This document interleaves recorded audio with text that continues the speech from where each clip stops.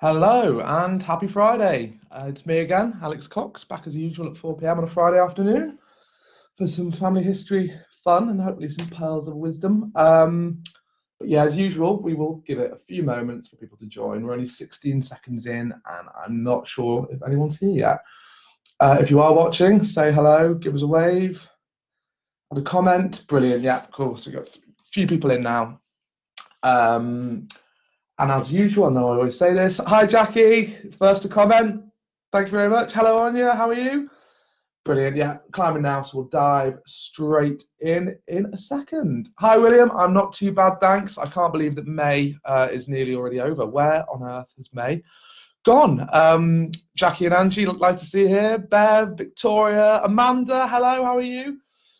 Hello, Paul in sunny Warrington. Hello, Patricia. Brilliant. All the familiar faces popping up. Jackie and Sunny Hove. Miko. Hi, Miko. Hope you're doing well. Feels like ages since I've last spoken to Miko since the lockdown started. Linda. Hi, Alex Nor. Hope you are okay. Yeah, we're great. Thank you. And I'm in a especially good mood because it's Friday and I always look forward to doing these. So thank you very much for tuning in. Well, what have we got to talk about today?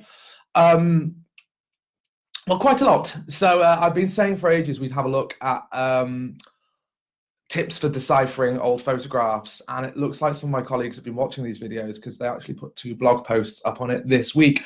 Very, very interesting, but fascinating. Loads of great insights for would-be photo detectives. But as those have gone up, I thought I don't have an excuse now. So we'll have a quick look at some of the tips that they've recommended, and they are very helpful. In fact, one of them has, I think, 30 pieces of advice in for pulling apart old photos and, picture paints 1,000 words and all that kind of stuff. So we will be looking at that as well. Of course, it's Friday, which means new records, and I do love military history, so maybe I'm a bit biased. But this week we've got some really, really, really, really juicy ones, particularly some interesting RAF records that I think, even if your ancestors might not necessarily be in them, they're still fascinating to pour through and have a read. So we'll have a look at those. And last but not least, I love to tell a story. And this week's no different. So I thought, actually prompted by a request from a newspaper for a little bit of help on a story, prompted me to do a bit of digging and looking into a tale of mighty woe from the Great Plague of 1665, which on your guessed in one, yes, it is the village of Eyam. Some of you may be aware of this story already. I'd heard of it. I didn't necessarily know the specifics. I kind of knew Eyam was this village in Derbyshire that during the 1665 outbreak of plague voluntarily sealed themselves off and took some steps that were actually pretty forward thinking in a medical sense, given the knowledge they had at the time and when they were doing it. So yeah, I took a little bit of a deep dive, found out some of the figures involved, and again, it could so easily be made into an amazing movie. It's a wonderful story, particularly about how 2 clergymen on completely different ends of the religious and political spectrum cast aside their differences and came together to act, not even for the good of, well, I say for the good of the village, for the good of wider humanity, and the incredible tales of self-sacrifice that came out of that. Fascinating story. So yeah, very, very much looking forward to sharing that with you as well. I'll depending on how quick I get through this, I might even play a couple of chords on the guitar. We'll see. But yeah, so for those tuning in for the first time, got to get my little quick intro out of the way. We do these every single week. It's a great way for fellow family history fans to connect and share tips and hobbies and research advice and discoveries. Because I mean, what's the point in doing family history if you can't show off's the wrong word, but if you can't talk about all the wonderful things you're discovering? I honestly think that's half the fun. So this is a great place to do that. And if you are just tuning in for the first time, you're a beginner. There are some incredibly knowledgeable people watching. A lot of the regular faces you see appearing in the comments every week have been doing genealogy for an incredibly long time. In fact, some of them should probably be doing these broadcasts instead of me. So if you are a beginner, just beginning your journey of discovery, and you have any questions, or you've got a brick wall, this is also a great place to float them and see if you get a response. There's some really very smart and kind people in the comments who are willing to help. So do get those in.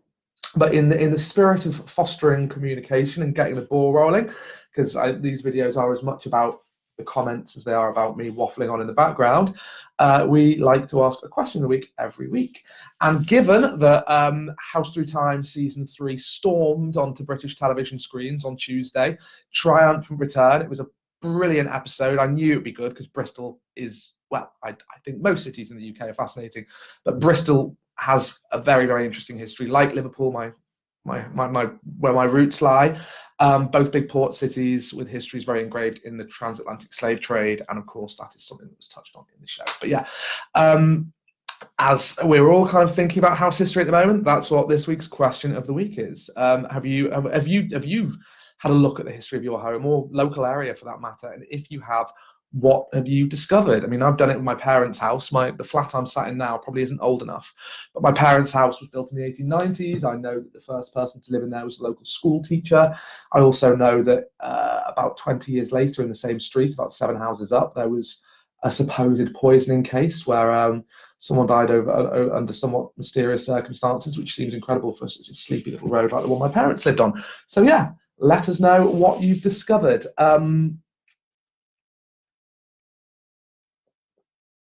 Miko's saying we'll have a very good photo dating session coming up with a very noted expert. So in that case, then I'll skip over that quite quickly. Just seeing if anyone. Hello, Ali from the Five Family History Society. William Shaw saying, I know about EM, as some schools near me went to trips to learn about it. I didn't, but my sister went and was a teaching assistant. Question of the week, Anya saying, our house was a BT exchange before it was exchanged into a couple of houses. It's a very odd building. There's still a manhole that is frequently used by the BT workers. I can imagine that being quite an unusual building. I think we've had any others. Patricia Clues, it seems like a lot of you know the story of Ian already, so hopefully what I'm able to tell you will shed some new light on it. Someone saying vocal isn't great. Anyway, right, we're already 8 minutes in, so I'm going to dive right in. Oh, actually, that's also what I was going to ask. People in the UK who have watched the first episode of A House Through Time, what did you think? Like the previous 2 seasons, I thought it was amazing. I was quite interested to see that they've gone for a slightly earlier property than in previous series. No spoilers if you haven't seen it yet. The property they're focusing on in this season was built in 1718, so it's very old property built by a chap called Captain Edmund Saunders. Lovely building, ornately plastered, beautifully panelled, flagstones, the works, very, very nice house. But it was funded largely from slave trading because Saunders was one of the most prolific buyers and sellers of humans in Britain at that time. But I won't say too much because if you haven't watched it yet, it's worth watching. It's fascinating. So and thank you to everybody who tuned into Ellie's wonderful session with Melanie Back-Hansen, one of the House Through Times researchers last week. I thoroughly enjoyed watching that. It was very, very informative, and it looked like you guys enjoyed it too, which is great because we have another one coming up this Thursday. So this Thursday, I will be joined by Professor Deborah Sugg-Ryan of the University of Portsmouth. She is Professor of Design, History and Theory, and she's also one of the lead consultants on A House Through Time. I had a warm-up chat with her this morning just to talk through it, and I mean, we could have streamed that. I think it's going to be fascinating. So Deborah, one of the things Deborah focuses on is design and layouts of houses over time, but more importantly, the experiences of those living in them. And I think for me, that's what I'm interested in hearing about. So I think some great stuff's going to come out of that. So don't miss it.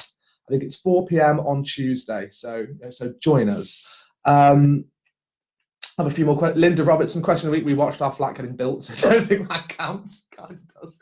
And Patricia Clue saying they should look at a house in Whitehaven, Cumberland. It was the biggest port at one time. Well, I believe the first episode had pretty good ratings, which is encouraging because that means they're more likely to get a 4th season.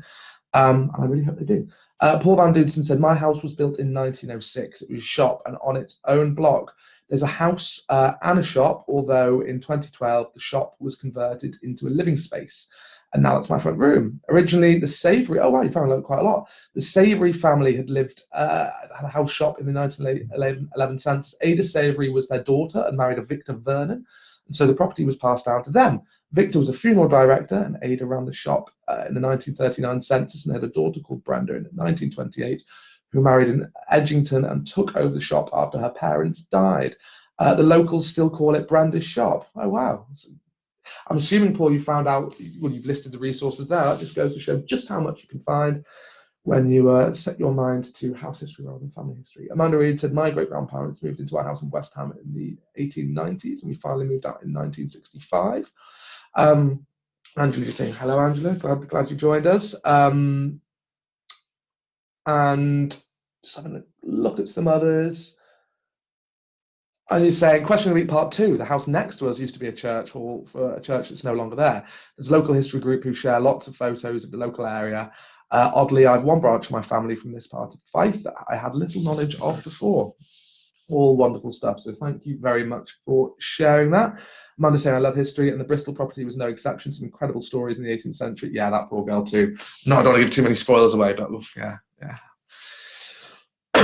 Anyway, so very quickly, records-wise, what have we got this week? I did say they were interesting, so we're going to have to take a look now, aren't we? So I think this might be our final second World War II themed release for the month. Well, obviously it is because May ends this weekend. But yeah, May has been very much a World War II themed month for us because of the VE Day, and there's been loads of cool records.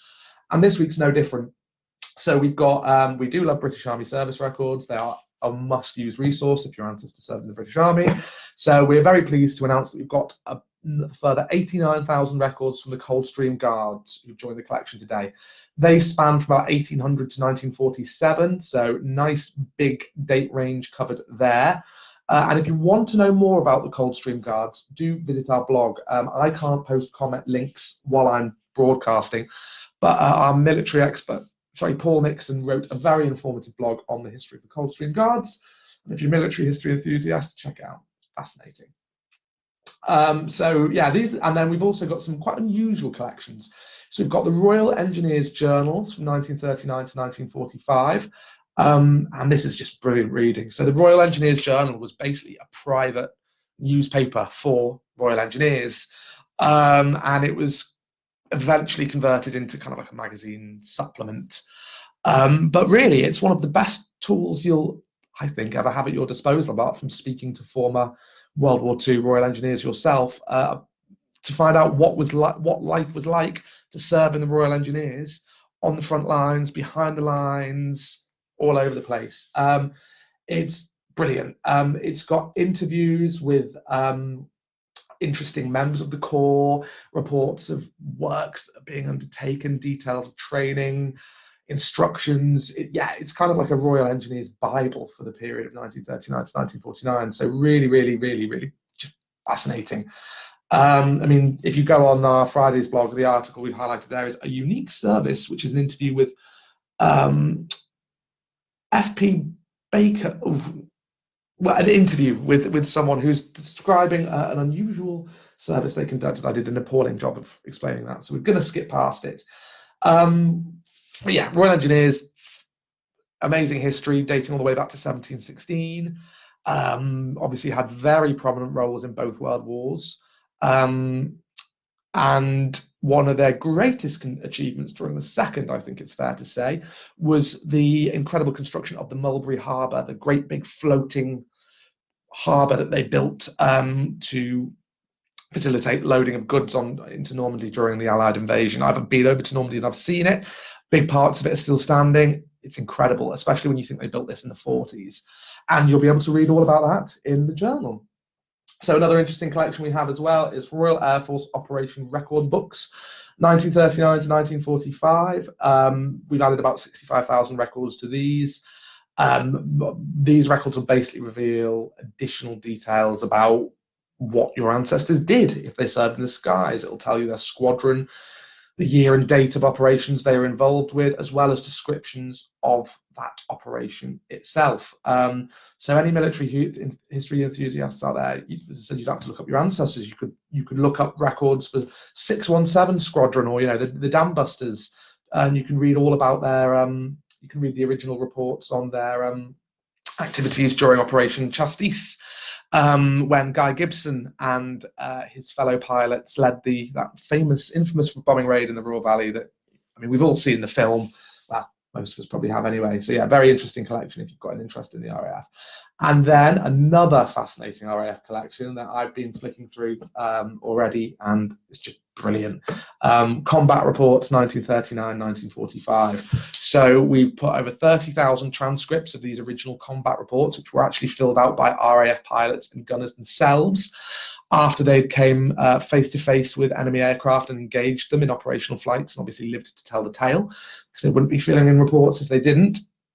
And as well as finding out things like, the pilots' names, their rank and squadron, the year and date of that action, on other dates of combat actions they fought.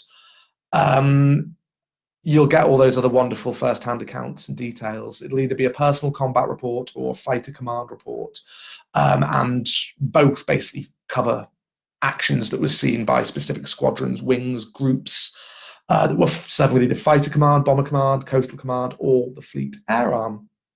And I mean, I love Douglas Bader because I love the film Reach for the Sky, so I looked him up this morning, and he's in there. You can find all that, Douglas Bader, the famous pilot who was commissioned as an officer, but after 18 months, crashed his plane, lost his legs, but didn't let that daunt him. Retook to the skies, rejoined the RAF, and continued work as a fighter ace, despite the fact he didn't have any legs. Amazing life. But yeah, so that's what we have this week. Loads of wonderful military records. A quick look at the comments before we start diving in. Everybody commenting that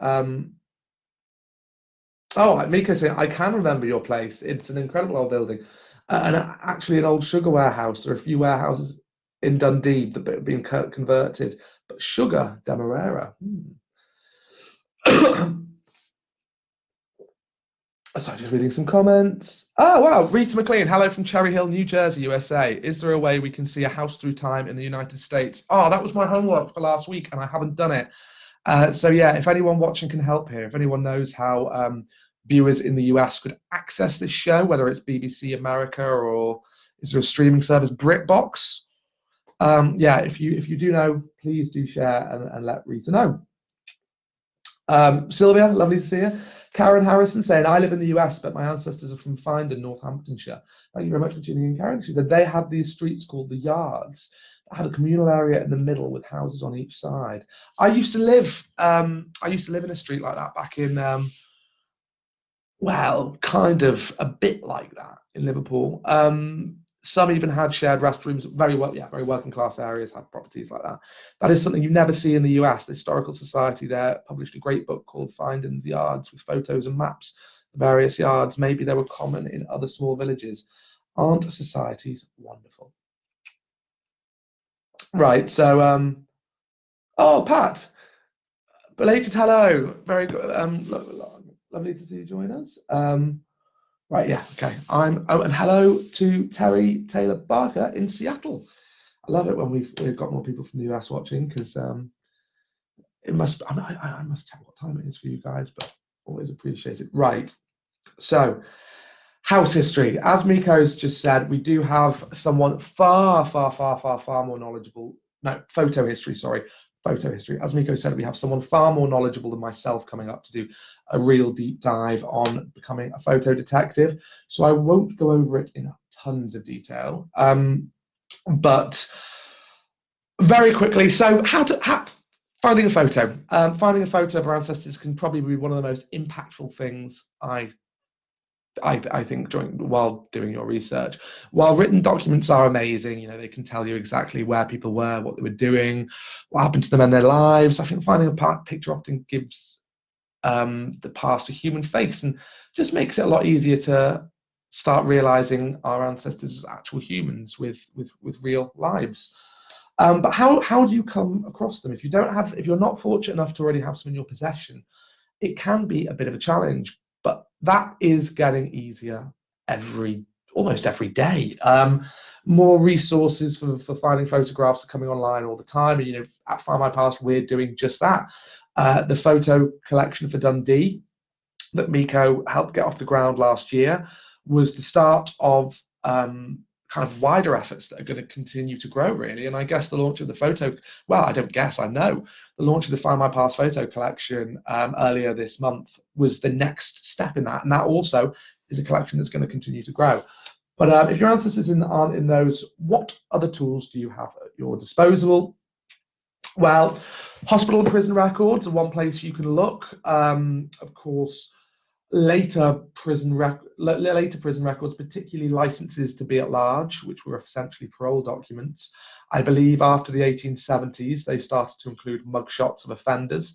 Of course, I'm not suggesting that all of you have criminal ancestors. I'm sure the majority of your ancestors are law-abiding, so that won't be beneficial to everybody. But if you do suspect your ancestor may have been a little bit naughty, do consider looking for mugshots in crime records. Same is true for certain hospital records, not in all, but for example, some of our collections of asylum records, like I believe some of the later Bethlehem records, do include photographs of patients. I know that a lot of our photographic collections for Australia, so like our New South Wales jail photographic description books, are packed with photos. So yeah, hospital and prison records, definitely worth it checking out. Passport applications as well. If you're a US researcher, our Findmypast collection of United States passport applications is another great resource for this. Has nearly 1 million names, starting back as early as early 19th century up to 1929.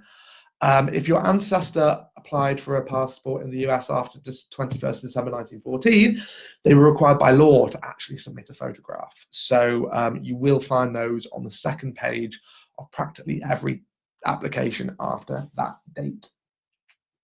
Another one, of course, is business directories. If your ancestor, as well as being an amazing source of as well as being an amazing resource for social historians, they're also a great way of tracking down photos. Many records will include photos of business owners standing outside of their businesses, so as well as coming face to face with your ancestors, you'll be able to see what their business actually looked like. And in some cases, you'll get actual portraits to showcase advertising artists' work, but also some military records as well. Not tons, but some Second World War records will include photos. I know some of our Merchant Navy Seaman records also do contain photos. So I just got a message about something else. But I think really, generally, your best bet is historical newspapers. At the moment, that's probably the most comprehensive resource available online for finding them. There are certain tricks for doing it. Remember that first names weren't always printed, which can make things a little bit tricky. But if your ancestor played for a local sports team, if they were a member of a club or an amateur dramatic society, if they did anything of note locally in their community, it's a very good chance a photo would have been snapped of them at some point. So yeah, that's something I've been saying many times, but it rings true. Check the newspapers. Wedding photos as well were also printed very frequently, sometimes in family notice sections. Actually, that's probably one of the first things you should try. If your ancestor was married after the dawn of widespread photography, certainly check. Have a look. All right, so I'm just going to have a quick look at some of the comments that are coming in. Rachel Kane, how to know what regiment your ancestor served in? No photos, medal card, a very popular surname.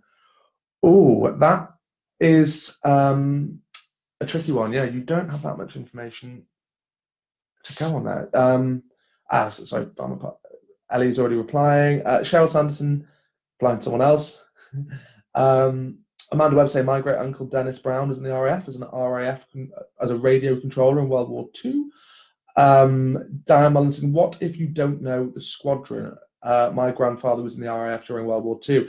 Well, I think it's just certainly worth trying to search, do a search by name. And provided they didn't have a very common surname, you're just going to have to keep flicking through them until you find something that can help you identify whether they're the right person or not. William Shaw, if they can change my pre-address. Well, good tip, William. I'm not sure I should read it out, but it's in there for those who are looking to watch.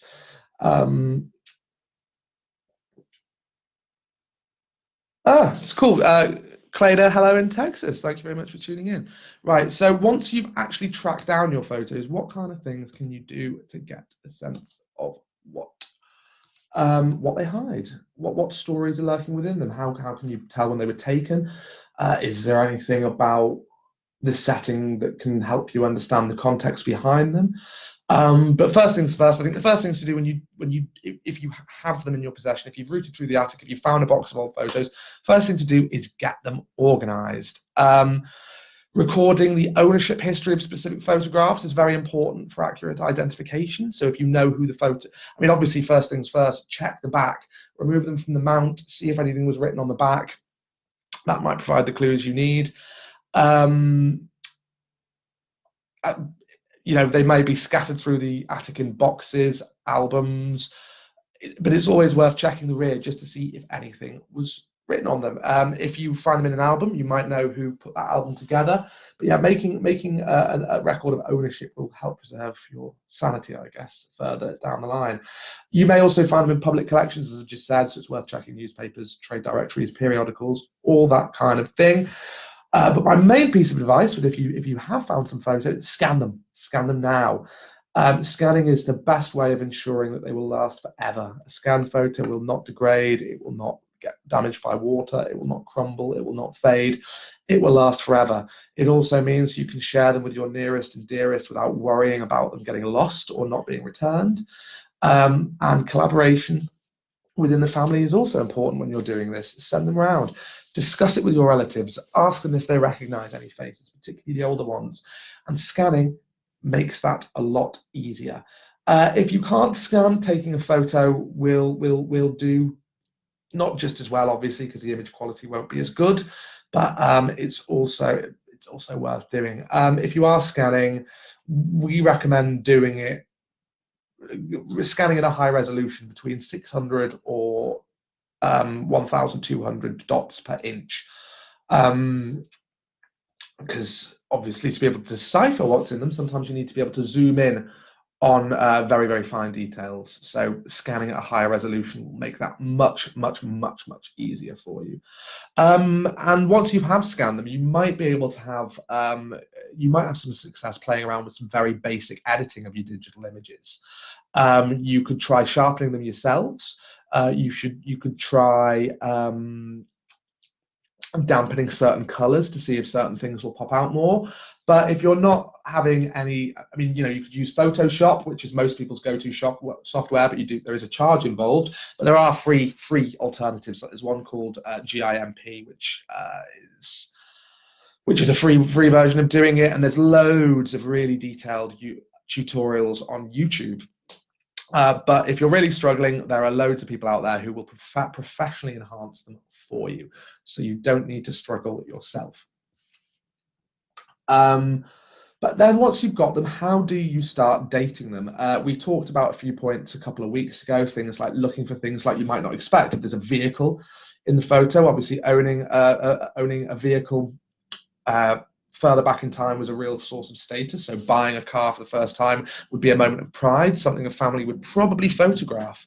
And if the vehicle is in the photograph, you can date the photograph by that vehicle. You can even date it by searching the registration number online and finding out exactly when that car was made. Tips that you wouldn't necessarily think of. But there are loads of other things you can do as well. And one of the most handy things is actually looking at the mounts themselves. If they're on their original mounts, those mounts can give you tons of information about when those photos were taken. So card-mounted studio portraits were particularly common from around 1860. And these would often be printed with the photographer's details as well, which is also information you can find. If you've got a photographer's name on the photo, look up the studio, find out where it was based, find out when they were operating, who was taking the photos. You might even find out what kind of techniques they were using. There's loads of databases online for photographic studios as well, but don't always take that as gospel. Just bear that in mind. But yeah, so taking a look at the mount can be really helpful. Card mounted photographic prints can be dated again pretty approximately by their actual physical characteristics. So mount size, color, the style of lettering that was used, the printing design, all of these things can be used to date. And maybe this is a bit lazy of me, but I think Google's your best friend. If you're looking at things like mount size, color, lettering, Google it. Google the style and see what you find. That'll give you loads of clues. And then after the actual mounts themselves, there are the visual clues that we mentioned just before. And then, apart from vehicles, fashion is definitely the most obvious one. Fashion will pretty much always be your best indication of date. And again, Google really is your friend here, as are our newspapers. Newspapers are packed with style columns. You could also, the photos printed in newspapers can help you date the style on show as well. But really, I think it's just worth spending a bit of time, taking some time to study and learn yourself. Start looking at photo dating websites, books, fashion websites. They will just by reading, self-study is how you will start to familiarize yourself with these visual clues, and you will start spotting them without even looking for them before you know it. But if you do want a little bit of specialist help, there are loads. Who Do You Think You Are magazine have done loads of fascinating articles on photo dating. They've done lots with a lady called Jane Shrimpton, who we've done things with ourselves in the past, who's incredibly knowledgeable. There are dedicated websites. You could, if you really wanted to, you could employ an experienced professional to consult. Like Jane, she her perfect person to go to, and actually her contact details. If you want to go to janeshrimpton.co.uk, visit her website. Brilliant website. But I think, going back to what I said at the start, scan your photos, send them round relatives, talk to elderly relatives, see what they know, see what people remember, see if any faces jump out, collaborate. So I'm just having a drink of water. And I think, to be honest, I was thinking of, look, I'm sorry if I paused, I was just looking at my notes and wondering how much further do I take this. But given the time that we've got someone much more knowledgeable than myself coming on in the not too distant future, maybe I'll leave photos there for now. So I'm going to have a quick look at some more comments before I jump into the bit I've really been looking forward to, which is the mighty tale of woe, the village of Ian. So, Terry Taylor Barker saying clothing styles, again, massive hints. Again, like anyone watching, if anyone has got any real pearls of wisdom that I didn't cover, do pop them in the comments. We love hearing tips and tricks from our users. Replying to question of the week, Denise McKnight saying the guy who built our first home in the 1910s, putting gas as he doesn't trust electricity, fittings are still there when we moved in 1974, but not connected. That's a great reminder, actually. Yeah, when you'll find these physical clues for house history when you're doing renovation yourself. When I was speaking to Deborah, the professor from the university today, she said one of the things that's helped her most is her own hands-on experience of home renovation, peeling back the walls and wallpaper and finding old patterns beneath, old fittings, all that kind of stuff. Cheryl Sanderson, very good tip on the subject of photos. Never write on them. Never use sellotape on them. Please don't use sellotape on them. Please scan them and keep digital copies. Yeah, that's great advice. Thank you, Cheryl. Chris Broomfield saying, no fade or crumble, but it can get deleted. Not if you're careful and make backups, which is another tip. Don't trust one USB device to hold all your precious family photographic heirlooms. Make copies, give them to relatives, make sure it's not in one place. So if the worst happens, there will always be a way of getting them back.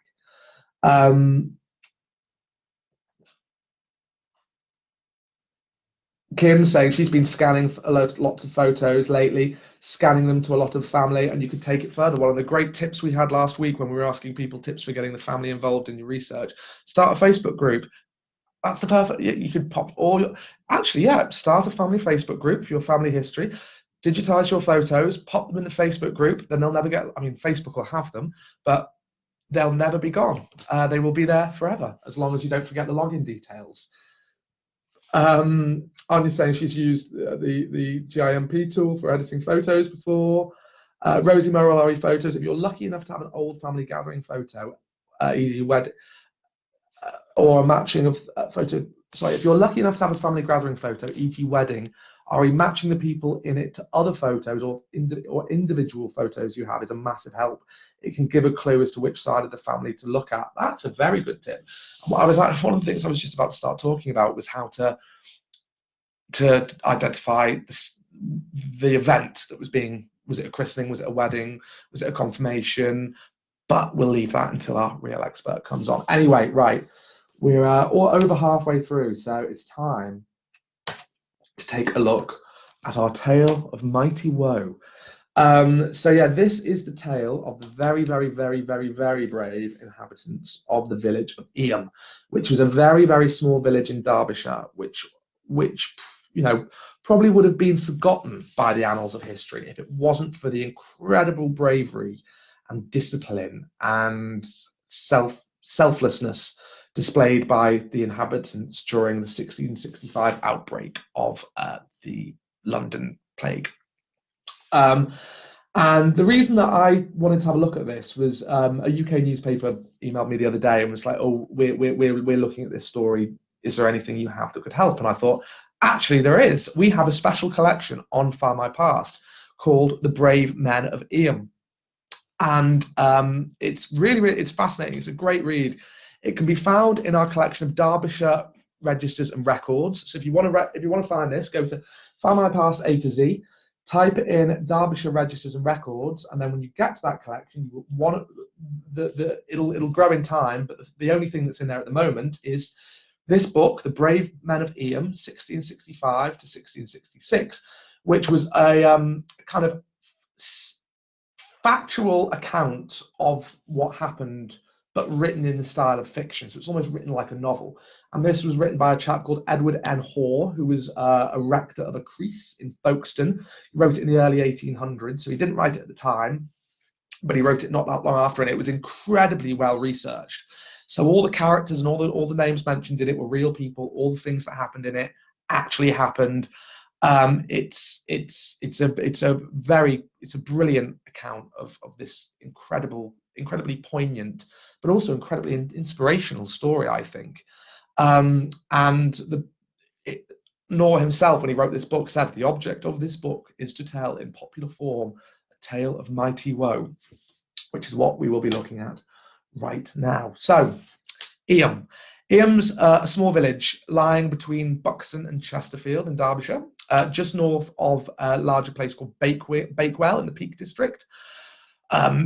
Very rural to this day. Throughout most of its history, throughout practically all of its history, the overwhelming majority of the population were farmers. And in the early 1660s, it was typical of many, many villages in that neck of the woods. It was one of many numerous villages that lined these trade routes that went from London to the rest of England. So yeah, not remarkable in that sense, but in 1665, it probably became one of the most significant villages in the whole British Isles because of these incredible actions of 800 inhabitants who bravely chose to seal themselves off from the rest of the world, accept their fate to protect others.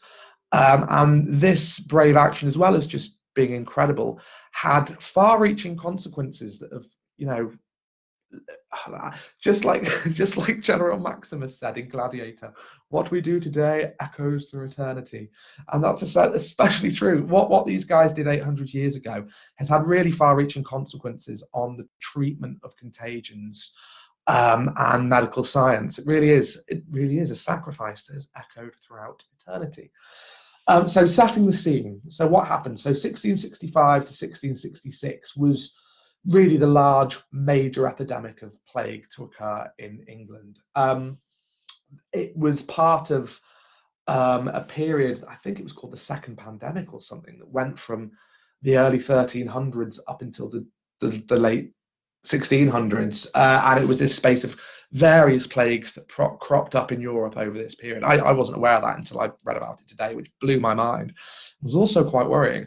Anyway, so as normal, this was the latest in a series of plagues. It was mainly concentrated in London, but what happened was the rich, including King Charles II, would flee the capital to their country estates. Are there any? I wonder if there are any parallels to today. And the authorities did very little to prevent them. They'd leave the capital and go to their country estates. And what it had two kind of terrible effects, really. It meant that the poor were completely left to fend for themselves in London. The kind of uneducated poor masses faced a merciless and terrifying foe that they didn't understand. They didn't know what it was. Was it a judgment from God? Who knows? And their betters, as would have been viewed at the time, had completely left them. And when the House of Lords finally did meet to discuss the crisis the following year, bear in mind they waited a year to discuss this because they'd all fled to their country estate. Instead of implementing relief measures, they created this policy of shutting up, locking in of infected individuals within their household. But there was a caveat to that. The caveat was, this is great, that shutting in had to be done, but not to the nobility. So if a noble family came down with the plague, they could do what they wanted. And this, I think it's fair to say, this incredibly selfish and callous attitude added to this incredible feeling of abandonment that many of the poor had left in London.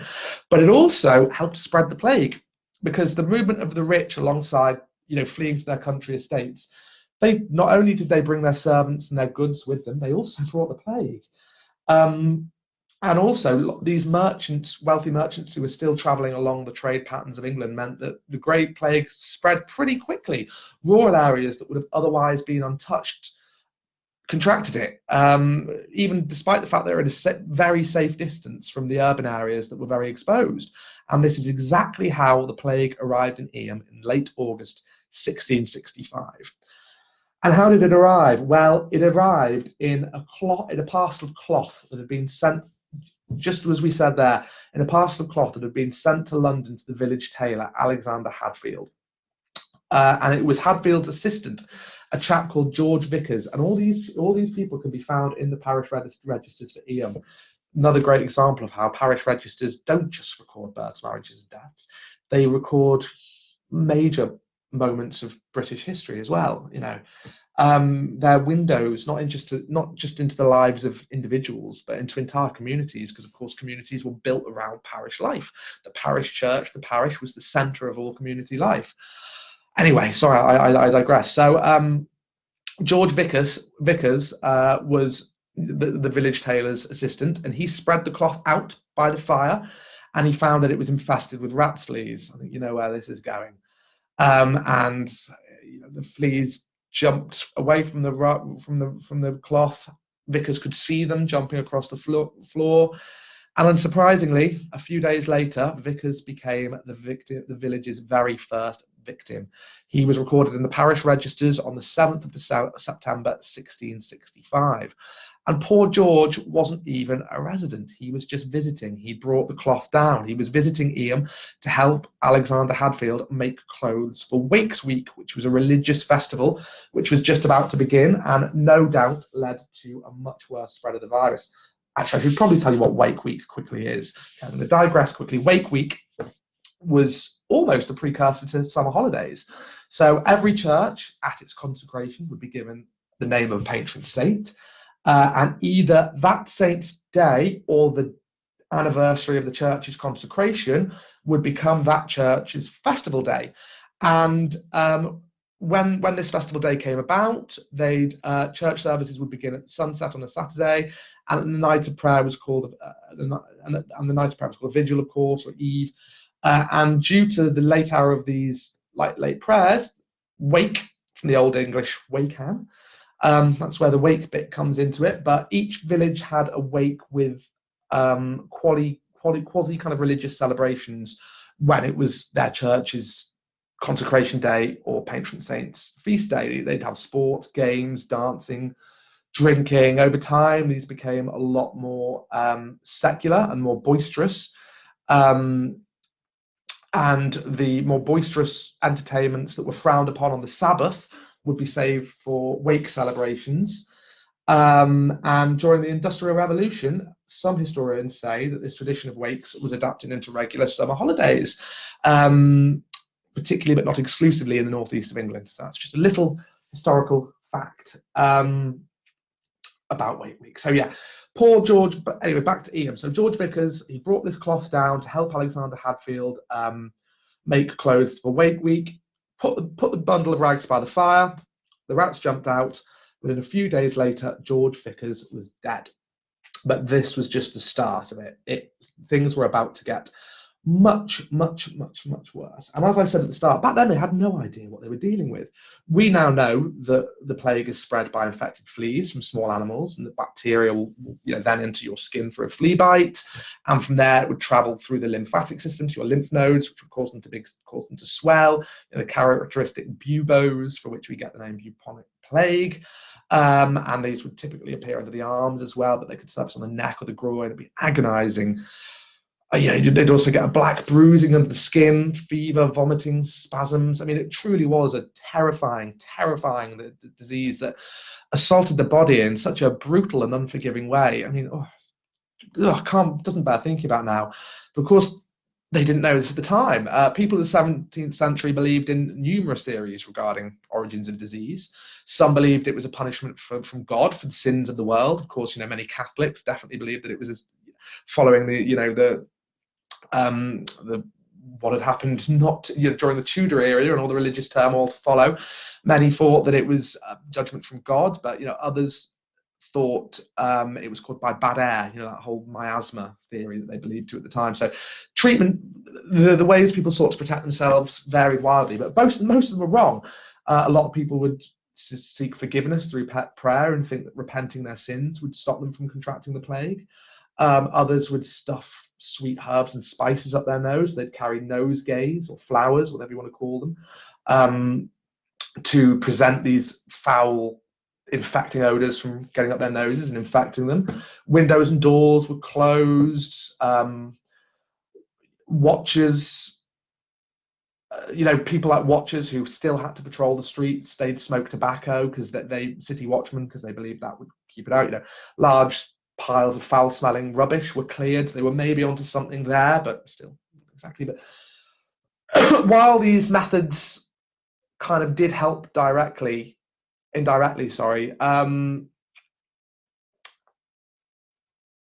also had negative effects. So ridding the city's rubbish, so getting rid of all the rubbish, you might think on the surface that sounds great, less rubbish, less rats. Not necessarily. When there were big piles of rubbish, all the rats knew exactly where they had to go for their dinner. With those big piles of rubbish gone, the rats needed to explore in search of food into people's homes. So these rats, no more rubbish to eat, go in search of food, spreading the virus even further. But of course, EM took a unique response. Their intention, well, not intention, their kind of decisive reaction was incredible and had, as we said before, had far-reaching consequences. But how did it all come about? Well, largely thanks to the church. During the 17th century, the church's dominance on everyday life was still absolutely supreme. Even after, as I said before, the religious roller coaster of the Tudor period, local reverends were still pillars of community, still sources of authority, heads of the community, so to speak.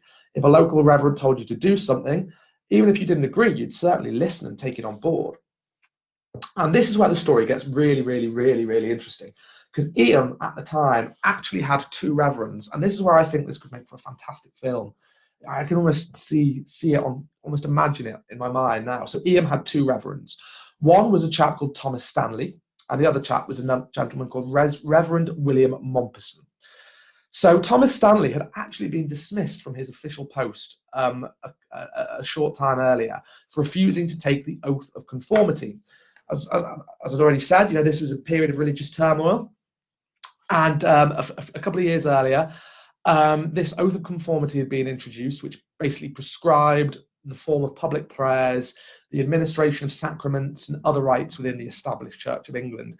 And in order to have a position within the clergy, you had to sign this oath, and you also had to agree to use Charles II's common book of prayer. Thomas had disagreed. Thomas refused to.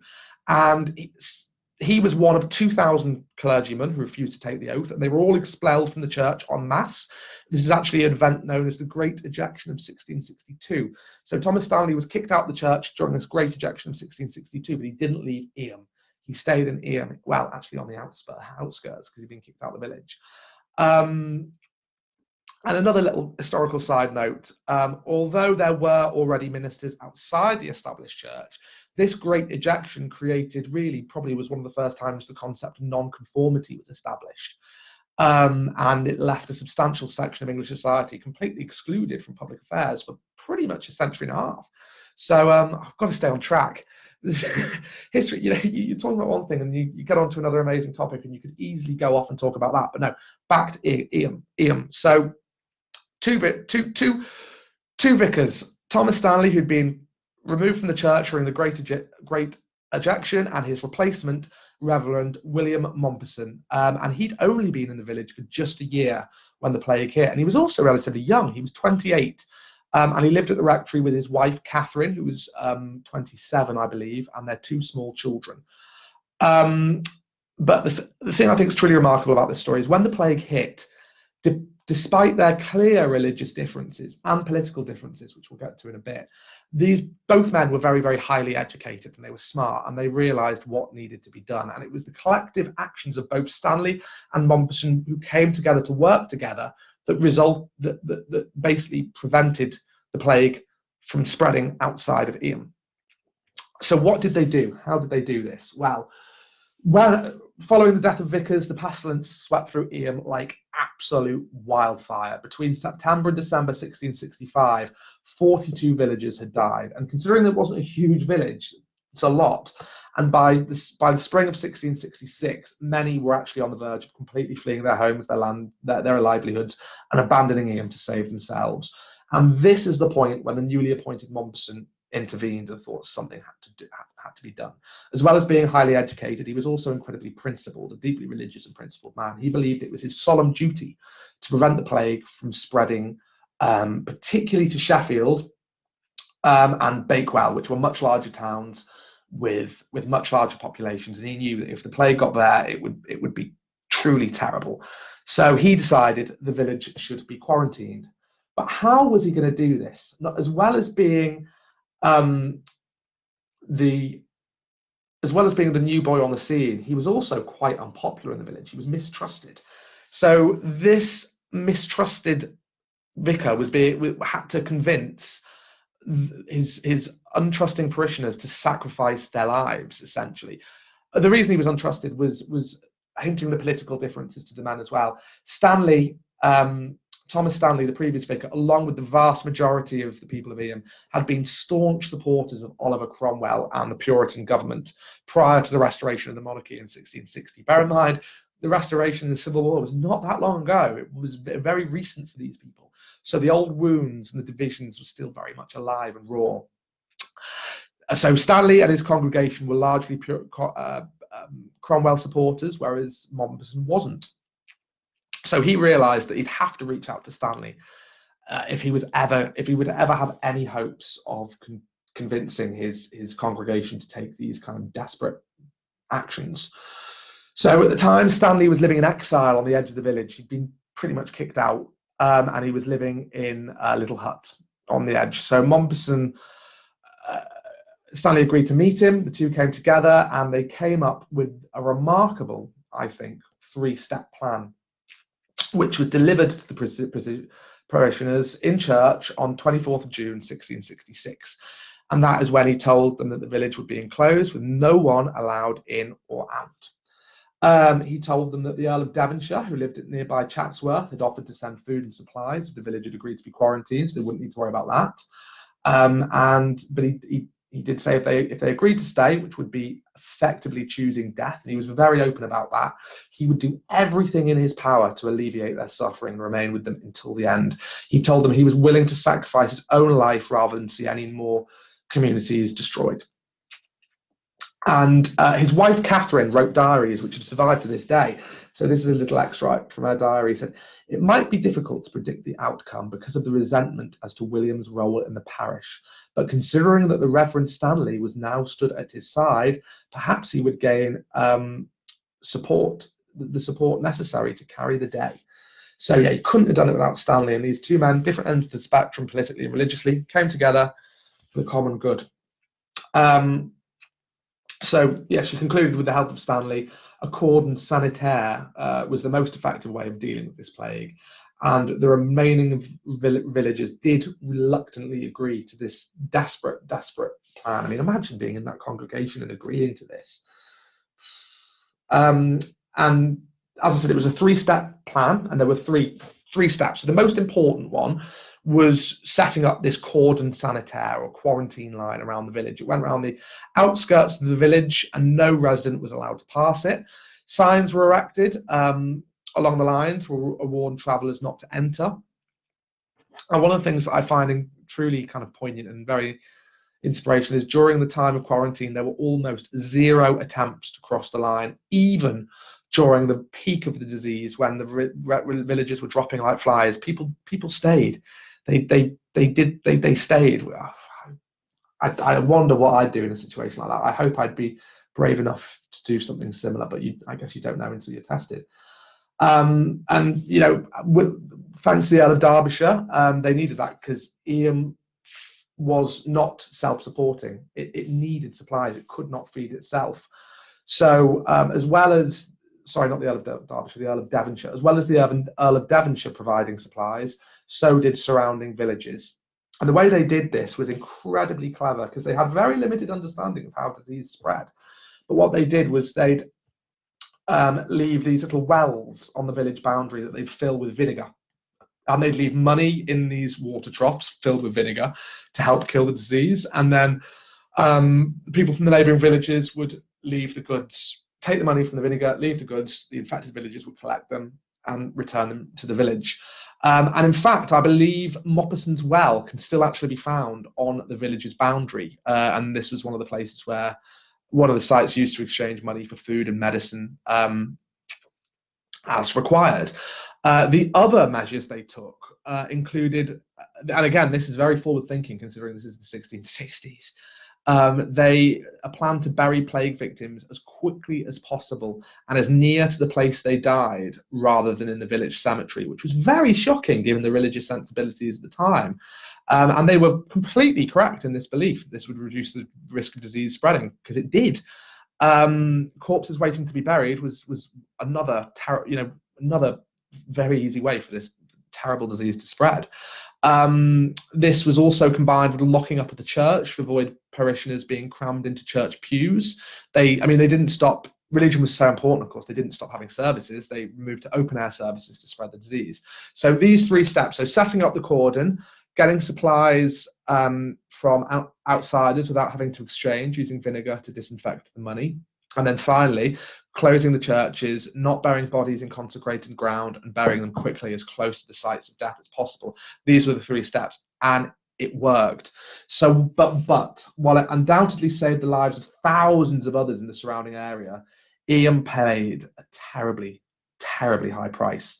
Percentage-wise, they suffered higher death tolls than that of London, given the actual size of their population. Just bear that in mind. This shows how terrible it was. 260 villages died over the 14 months the plague was in the village, out of a total population of Well, some say 800, some think it could have been as few as 400. No one's really sure, but 76 families were affected. Many, such as the Thorpe family, were completely wiped out. Not a single member of the Thorpe family survived. Every single one died. Another example is the village's very last casualty, a chap called Abraham Morton, who was a farm worker in his late 20s. He gasped his final breath on the 1st of November 1666, full 14 months after the pestilence first arrived. And he was one of 18 Mortons listed in the parish register, deaths, victims of the plague. So 18, he was one of 18 members of his family who were killed. I mean, but the worst came in August 1666, as we said, the summer of 1666. That saw the highest number of victims, and it was reaching a peak of about 5 or 6 a day. And the weather was remarkably hot that summer, which tragically meant the fleas were much more active, and it meant that the disease was spreading completely unchecked throughout the village. Even some of the measures they were taking, like shutting the church, were not having that much effect because the weather was so hot. But again, as I said, despite this, amazingly, hardly anyone broke the cordon. The bravery and restraint shown by those villagers is incredible. And there are, real tragic stories, individual stories, like the story of Elizabeth Hancock, who I've heard rumours, I don't know whether this is true, but some believe she might actually be an ancestor of current UK Secretary of State for Health and Social Care, Matt Hancock. I don't know that, but I've just heard that. Don't know if it's true. But this poor lady, Elizabeth Hancock, buried 6 of her children and her husband close to, on her family farm. And her whole family had died in the space of about 8 days. And according to a local legend, villagers from a nearby village could see was stood on a hill and could watch this tragic scene of this poor woman burying her husband and children on her own. But of course, they couldn't help them. They're too scared to. And of course, there was a lot of fear about Ian, even though they were doing something incredibly noble. Even after the plague, those from Ian was viewed with a lot of fear because of what had happened. It shows the ignorance of people, I guess, at the time. Another plague survivor was a chap called Marshall Howe, who was forced to bury his own family. His story is quite interesting because he was originally the town's gravedigger when the plague first kicked off. And rather than kind of hating the job, there are stories circulating that he actually quite liked it because he was infected during the early stages of the outbreak and survived, and mistakenly believed he could not be infected twice. But he also liked the job because it meant he could help himself to the possessions of those who had died. And tragically, this probably led to the death of his family because the goods he took home most likely carried fleas. And sadly, William would eventually bury his own 2-year-old son and his wife, Joan. I mean, who knows, but there's a good chance the plague entered his household through the goods he was taking, or simply through his contact with the dead, because he was burying them, of course. So yeah, incredible story. And as well as Catherine's letters, Moppeson wrote letters himself. He described a smell of sadness and death in the air. And his wife, who tended to many of the dead and dying, wrote in her diaries about this sweet, sickly smell of death in the air and the sadness that had fallen over the village. And tragically, Catherine herself did pass away on the 22nd of August, 1666. Catherine and Moppeson went for a walk in the hills, and Catherine spoke about the sweet smell in the air, only to die the following morning, aged just 27. But by the time Catherine passed away, the worst was very, very much over.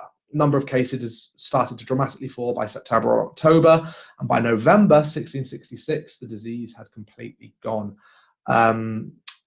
The disease was at 1667, sorry. By November, the disease had pretty much gone. The cordon had completely worked. Moppeson survived, despite losing his wife. He survived. He lost a great deal, but he survived with the knowledge that his actions and the courage, the incredible courage of his parishioners, probably saved the lives of thousands and thousands and thousands of more. And I wish he knew that we were talking about it today, and in such an admiring way. You know, what we do in life echoes in eternity, just like they said in Gladiator. Russell Crowe quote for you. But his life afterwards wasn't particularly happy. He left Eyam in 1669 to work in a parish in Nottinghamshire. But as I said, the reputation of Eyam as a plague village was such that he was actually forced to live in a hut until the residents on the outskirts of the village until the residents' feared had passed. So yeah, that is the incredible story of Eyam and how two vicars came together despite their differences to speak to their congregation and ask them to make a terrible, terrible sacrifice. They did, and in turn saved thousands more. But they didn't just save thousands at the time. I mean, there's no way of knowing how many people they've saved as history has progressed, because due to the learnings from it, some of the learnings from Eyam are still in effect today, I guess. The use of quarantine zones is still used in England to this day. I mean, we're living through it. I mean, it did take a bit longer for the ideas of quarantine to become common practice. Florence Nightingale really pioneered them with isolation wards, but Eyam laid down some of the very early evidence that it could work. Other lessons, doctors began, other lessons like the fact that they left their money in vinegar, even with their very limited understanding, they knew that helped. And over time, doctors would start using similar practices themselves to limit risks of contamination. Sterilization of equipment today is not that different from the way that the Eyam villagers would drop the coins in vinegar. It's fascinating, I think, anyway. Quick disposal of bodies, like the way that, which was very normally at the time, you'd have to have a proper Christian burial. So this burying them almost immediately near where they died would have been quite shocking. And of course, that's something that's still used today. I mean, sadly, that was used to great effect during the Ebola epidemic recently in Africa, where quick disposal of bodies in the immediate area really, really helped limit the spread of it. So yeah, that is the tale of Eyam. After 1666, there were some kind of isolated outbreaks, but there were no further epidemics of the plague on that scale. And yeah, as I said, while I think the events of Eyam did little to kind of change attitudes initially at that time, in the much longer term, scientists, doctors, and I guess the wider medical world have used Eyam as a case study in prevention of disease. So thank you to the brave men and women of Eyam I've been pronouncing it Eyam. Thank you, Jackie Nesbitt. My pronunciations are not great. I've been pronouncing it wrong the whole time. Sorry, residents of Eyam. But yeah, I do think that's an incredible story. I think it would make a fantastic film. And I think what better way to end it than a little poem written by Victorian local historian William Wood, who said, "Let all who tread the green fields of Eyam remember with feelings of awe and veneration that beneath their feet repose the ashes of those moral heroes who, with a sublime, heroic, and unparalleled resolution, gave up their lives, yet doomed themselves to pestilence and death to save the surrounding country. Their self-sacrifice is unequaled in the annals of the world." There you go. So I think that's a great little touching tribute to end them on, but I'm going to have to leave it there, I think. Thank you very much. I'm just taking a quick look at the comments. William Shaw saying, "I love Devonshire and of Chatsworth up here in Penrith. No, we still have plague whales." Wow. Still there. Amazing sacrifice by Eyam, and people are moaning about this lockdown not derog. True. I do think we can often take lots of I do think we can take comfort and inspiration in these difficult times just by looking at the incredible things our ancestors did and what they lived through. Pat's saying actually there's still loads of wells in that area. They do well dressing around Plague Sunday, and one of the learning about this, once we can move and we're free to kind of explore the country again, I'm going to Eyam and I'm going to visit the parish church. I'm going to go see the cemetery. I want to pay my own little tribute and check it out myself. So yeah, thank you to everybody for tuning in. I'm going to leave you there. Have a wonderful, wonderful weekend to everybody. Brilliant. I'm glad you enjoyed it. A few people saying they enjoyed it. Thank you very much. I like hearing that. So yeah, have a wonderful, wonderful weekend. I will see you all very soon. And it looks like I've escaped playing guitar, so we'll have to save that for next week. Goodbye. Have a great weekend, everyone. See ya.